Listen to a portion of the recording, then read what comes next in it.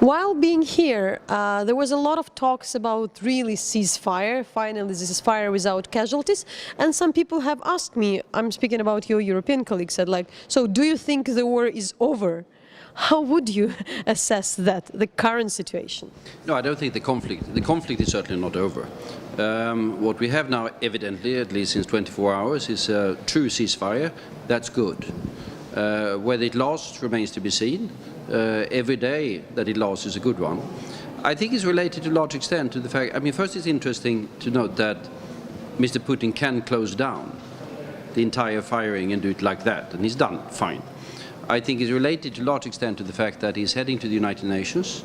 He hasn't been there for 10 years or whatever it could have been. He's going to speak to the General Assembly, he's going to share the Security Council. So he wants to have quiet on this particular front now. And then perhaps it's also geared to having a nice phase prior to the discussions that are going to be in the European Union on sanctions further down the line. So it's a good thing. Hope it lasts. It doesn't sort out the conflict, because that requires other measures by their side as well. Ukraine control of the border, withdrawal of Russian forces, and the well-known things. And the Crimea issue is still there. And with this motivation of the Russian president to show that he's playing good, he goes to the UN, he probably wants to save the world from ISIS, as it said, with bringing Russian troops to Syria. Would he be perceived like that? Would the I don't know, international community, some particular leaders of the states believe into that and follow, or see it as something temporary? We're based to be seen, because it's going to be dependent upon if he is prepared to take further political steps in this particular conflict. Then let's see what he does on the sort of the southern front. It has to be recognized that he has a real problem. If we look at, we have a discussion in our respective countries, so-called foreign fighters, going from Sweden or Belgium or whatever, to fight with Daesh or ISIS in the Middle East. But by far the largest number is coming from the Russian Federation. The leading fighters down there are Chechens. And that means that what is happening there is undoubtedly a threat to the security of Russia, and he needs to face that particular security issue. It is the south that is the security challenge of Russia. The West has never been a problem. And in case of the fulfilling the Minsk agreement, what is the things for the Ukrainian side to watch in order to, have support? In order to be seen seriously, because there are a lot of there is debate about the Minsk agreement inside the country. No, rightly so. The Minsk agreement is, particularly the second version of it, it's a compromise, as agreements of this sort are. If I had written it, it would have been different. But now Mr. Putin is on it as well, and that has to be taken into account. It's of course extremely important for Kiev to do what Kiev is supposed to do, and the decentralization is part of it. That's coming, and I think that's very good. That's the key element of it, and then ceasefire, of course, on this side as well. Then what is needed also now is going to be sort of local elections. I think it's important that there is the possibility for elections in the occupied areas. But those elections should also be elections where everyone who lives there or lived there, who is registered there under normal times, have the possibility to take part, so that there are elected leaders from those regions that can be part of the Ukrainian dialogue. At the moment, there are no such things, as we know. But how you also assess the moves of the Ukrainian government on that issues, especially like the local elections, though there are different views among the coalition of the Ukrainian government on either that should be a treason, the state treason, and that would be the interest of the separatists would influence on Ukrainian politics, and they can't be included in any kind of governance. Well, there are, say that there are, that was your figure, say that there are 4 million people there. I don't know. Say that there are further 2 million people from there who are elsewhere, refugees or displaced persons. these are the people of Donbass that should elect their leaders, whoever those leaders are going to be. And those are the ones that, yes, they should be part of the democratic dialogue of Ukraine. I haven't the faintest idea who's going to be elected. That's in the nature of democracy. But I think it's very important that there are elected representatives of those people, of the people of those two regions. But they must be elected in a free and fair way, which gives possibility for each and everyone who's been registered there in the past. I don't see that happening, but I think it's important that we continue to insist that that is a central part of the Minsk agreement. And is there any discussion outside of Ukraine, in the European Union or in the US, still, on the table about any military assistance or military support? Because in Ukraine these talks are still present, or are they put somewhere on the shelf? I think there was more discussion of that probably 6 months ago or something like that. But in the meantime, I understand that things are happening. I mean, there's training going on from a number of countries. There is help with certain amount of equipment. Talk with a country that is delivering quite a lot of medical equipment. And that's not a weapon, but for the morale of the soldiers, it's extremely important to know that if they are wounded one way or the other, there's proper medical treatment available. That was not the case before. So these things are happening. And I think particularly the training element is very important. Because in army, you can give an army as much weapons as you like. If they can't use them, it's useless. I used to be a soldier in the Swedish army. We had a conscription system. I'm not quite certain I was that good a soldier, but I knew it took quite some time for me and for the platoon that I was part of until we were coherent enough to make anything that was of any serious value. Weapons didn't help if we didn't have the training.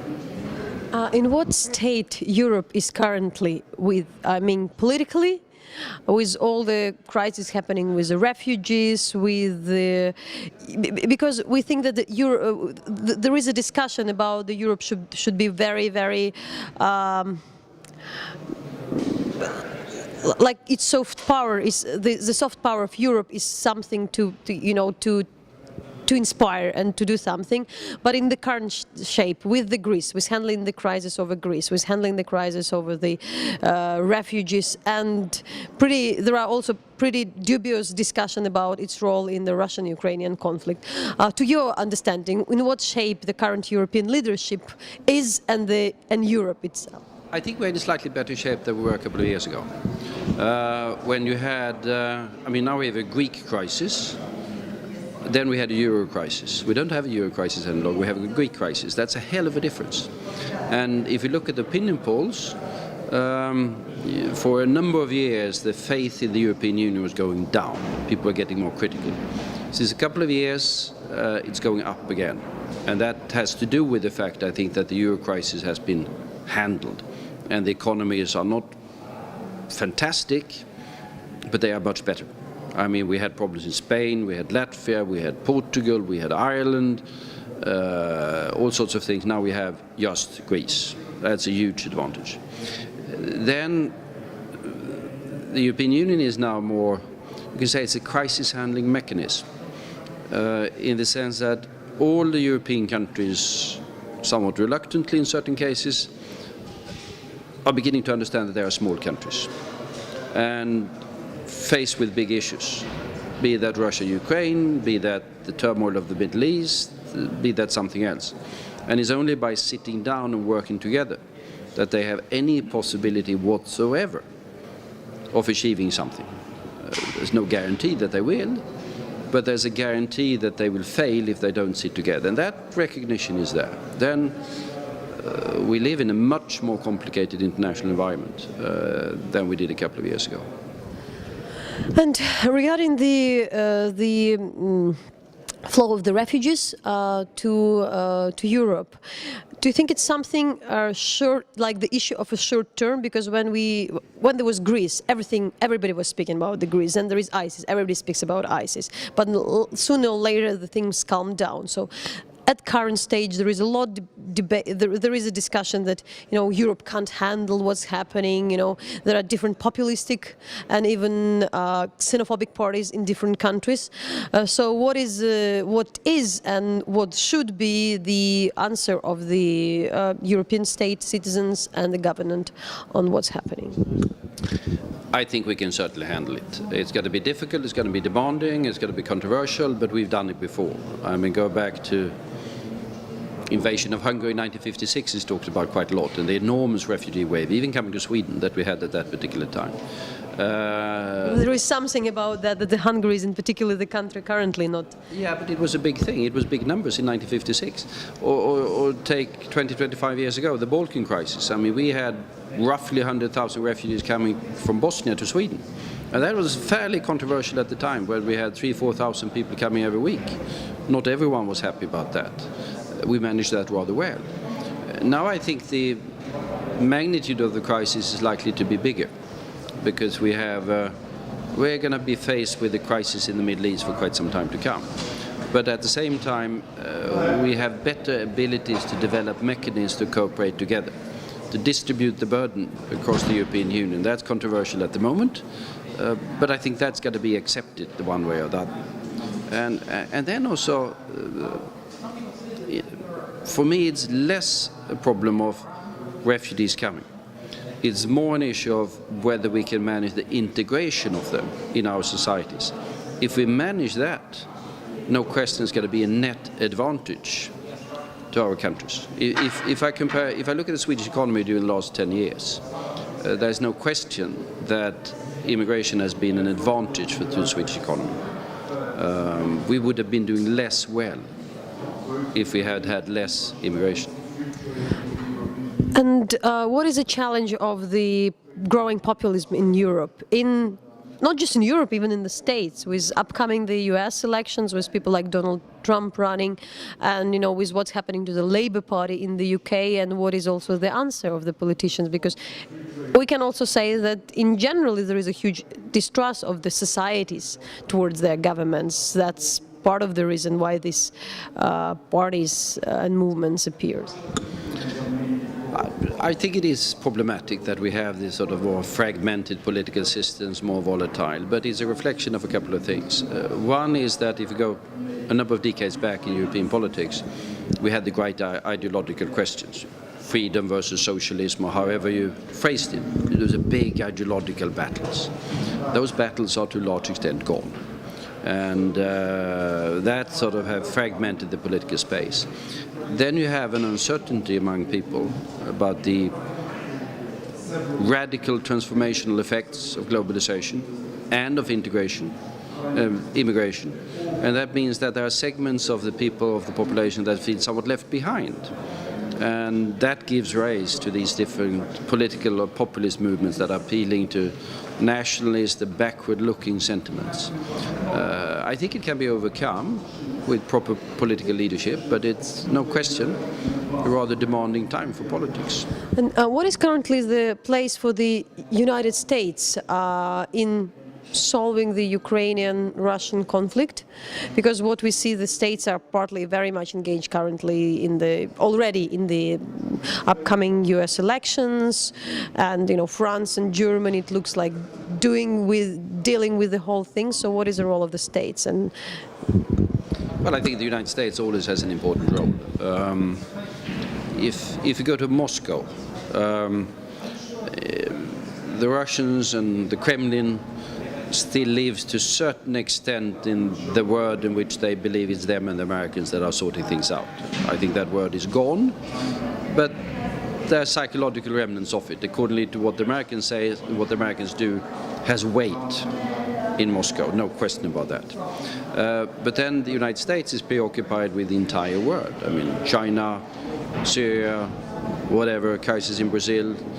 what's going to happen in Venezuela. It's a big number of issues on their plate. So a lot of the sort of the day-to-day handling of the crisis is now de facto Normandy format, de facto Berlin. But behind that is the United States, and has to be the United States. I mean, if we don't work together with Americans, it's simply not going to work. Are you concerned about the situation in the Baltic states? No. Why? No, because I mean there's been a lot of, particularly after Crimea. First, I do understand that people in the Baltic states were extremely nervous, and that has to do with history. And I think it was very important that the Americans and NATO stepped in, and reassurance and military and whatever. But at the moment, I think Mr. Putin is fairly busy with Ukraine, which has gone less well for him than he thought. He miscalculated on Ukraine. He thought he was going to establish a Novorossiya in a couple of months. Now he doesn't even talk about it. So I think he would be extremely reluctant to enter into anything else. And there are a million Russians, roughly, in the Baltic states. And I go there and I meet with some of them, the sort of elected leaders of the Russians. They could have a slightly different view of Russia, but they have no interest whatsoever of changing what they consider are the good situation that they have in their respective countries.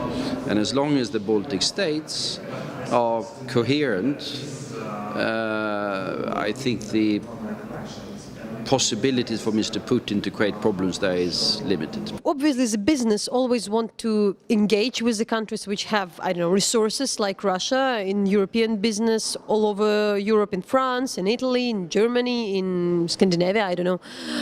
But how it's seen now? Because there was at some point that the governments had to kind of persuade their companies to adhere to the sanctions.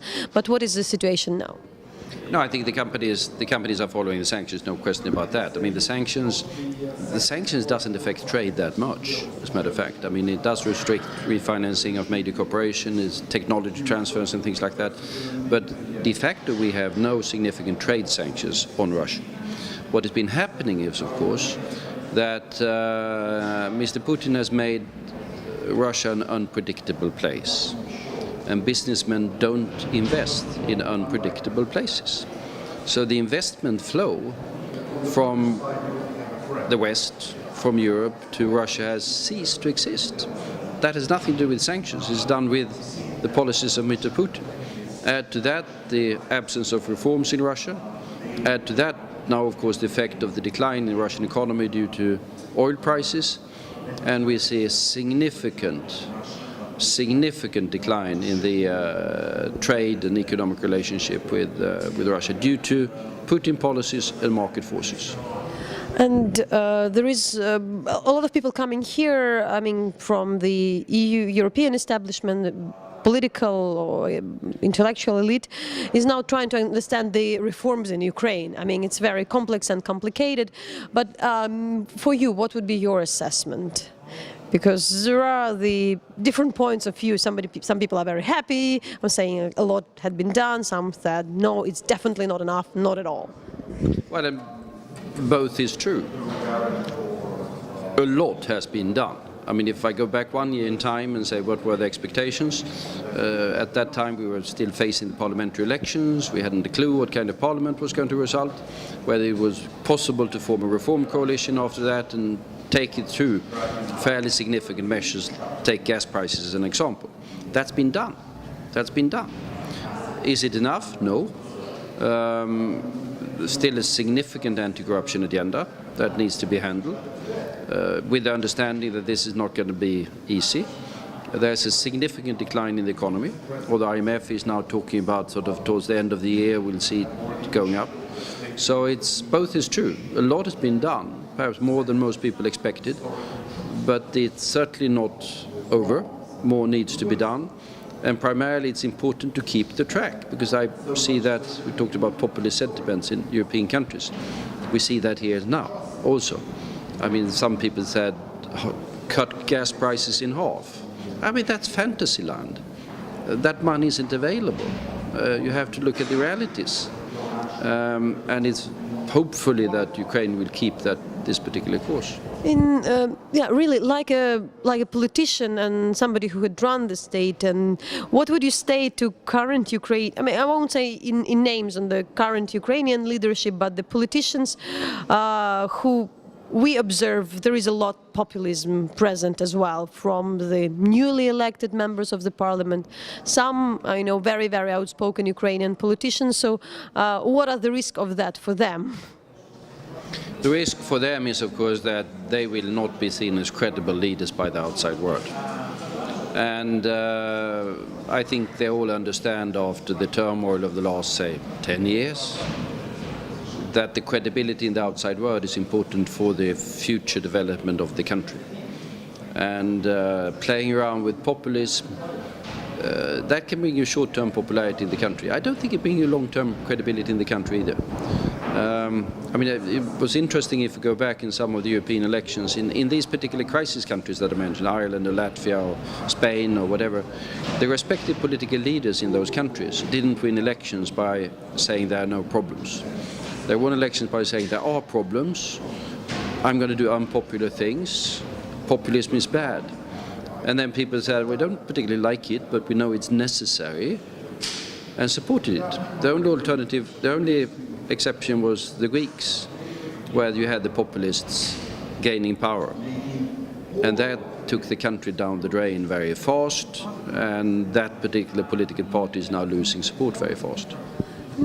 Finally, I would say that, there is a lot, the conflict in Ukraine had been a lot orchestrated, it had been fueled, but it had taken place, meaning that there is people with different sentiments, there are people who kind of believed to the Kremlin propaganda or maybe felt abandoned by the lack of the support by the current government, and there is also the talks that, it's easier to abandon Donbass rather than, and Putin has to pay for it, rather than to integrate it. What would be following for any other, like, international conflicts in Europe or somewhere else? What are really the ways to handle, and more or less the obligation to get out of this conflict for the society and for the political establishment?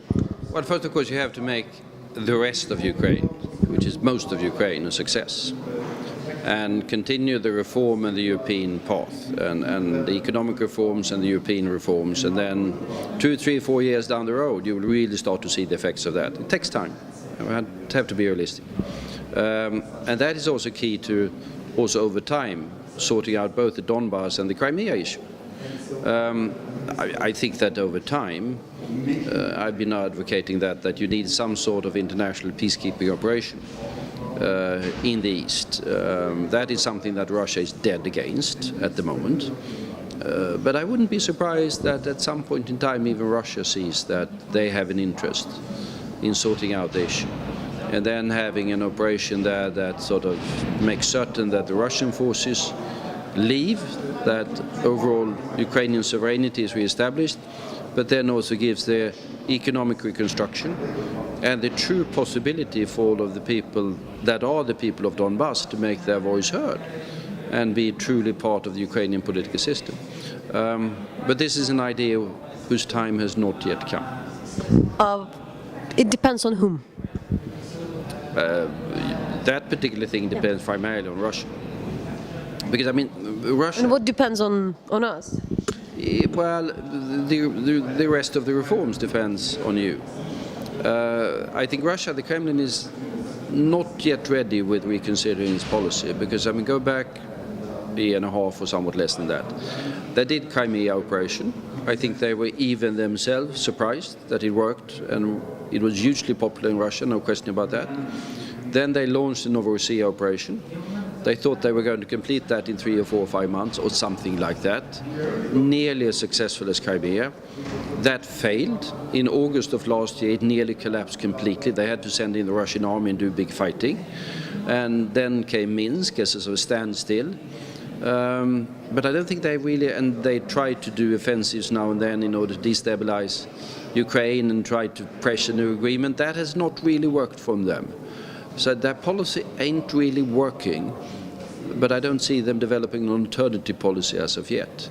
And it's very important for Ukraine really to stay the course with the reforms, with the Minsk agreement, and then we'll see what policy comes out of Russia.